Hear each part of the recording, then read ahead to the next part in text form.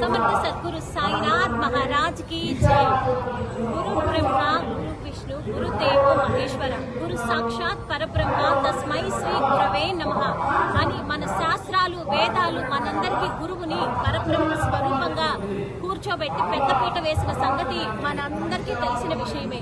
అటువంటిది సమర్థ సద్గురు అయినటువంటి సాయినాథుడి మీద ఈ రోజు అసత్య ప్రచారాలు దుష్ప్రచారాలు చేస్తూ తల్లికి బిడ్డల్ని దూరం చేసే విధంగా చేయడానికి ఈ రోజు పన్నాగాలు పడుతున్నారు. కానీ అది చాలా తప్పు. వేదాలు ఉపనిషత్తులు ఏవైతే ప్రబోధం చేశాయో దాన్ని ఆచరించి చూపించి వారి ఆచరణ ద్వారా జగాన్ని పావనం చేసినటువంటి సాయినాథుడి మీద ఈ రోజు అనరాని మాటలంటూ ఉంటే నిజంగా సాయి భక్తుల హృదయము తల్లిని మాటలంటే ఒక బిడ్డ ఎలా అయితే బాధపడుతుందో ఆ విధమైన ఒక మనోవేదనకు గురవుతున్నాం మేము. కానీ ఎవరు ఎన్ని మాటలు చెప్పినా పిచ్చుక కాలికి దారం కట్టి నేను లాక్కుంటానని బాబావారు చెప్పిన మాట యథార్థంగా జరుగుతుంది. ఎన్ని అసత్యాలు వేసినప్పటికీ కూడా ప్రకృతి ఎదురు తిరుగుతుంది. బాబా కన్న తల్లి ప్రేమ ఏమీ అనరు, కానీ ప్రకృతి మాత్రం ఎదురు తిరుగుతుంది. దానికి ప్రతి ఒక్కరూ సమాధానం చెప్పి తీరాల్సి ఉంటుంది. సమర్థ సద్గురువు వారి ఆచరణ షిరిడీలో ఏం చేశారు? వారు ఆచరణ చూడండి.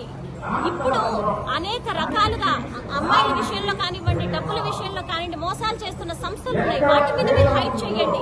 అంతేగాని జెన్యూన్ గా మనం వేసే ప్రతి పైసా అనాథలకి, వృద్ధులకి, అందరికీ అక్కడ పంచబడుతుంది, వైద్యం అందించబడుతుంది, విద్య అందించబడుతుంది. అటువంటి డబ్బు ఒక పైసా కూడా వృధా పోవట్లేదు. అన్యత భావించకండి. సాయిబాబా మందిరాలకు వెళ్లి చూడండి. ముస్లిం సంప్రదాయానికి జరిగినట్టు అక్కడ జరుగుతుందా? హిందూ సనాతన సంప్రదాయానికి వ్యతిరేకంగా జరుగుతున్నాయా? ప్రతి ఒక్కళ్ళు పరిశీలించుకోవాల్సిన అవసరం ఉంది. అంతేకాని ఏదో తమ సొంత ఛానల్స్ లో వారు చెప్పారని మనం గుడ్డిగా వినాల్సిన అవసరం లేదు.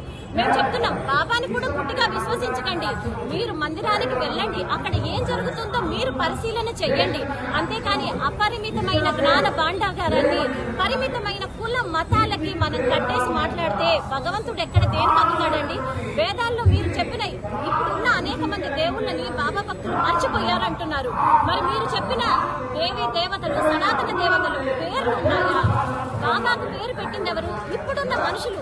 ఈ పేరు వేదంలో వెతికితే ఎలా ఉంటుంది? వేదంలో ఏంటి? సనాతన ధర్మ లక్షణాలు, భగవంతుని యొక్క లక్షణాలు మనకు కనిపిస్తాయి. ఆ లక్షణాలన్నీ కూడా సాయినాథుడికి అవపోసన పట్టినట్టు పుష్కలంగా కనిపిస్తాయి. కాబట్టి కోటాను కోట్ల మంది భక్తులు ఈ రోజు ఆరాధ్య దైవంగా గుండెల్లో గుడి కట్టుకొని ఉన్నారు.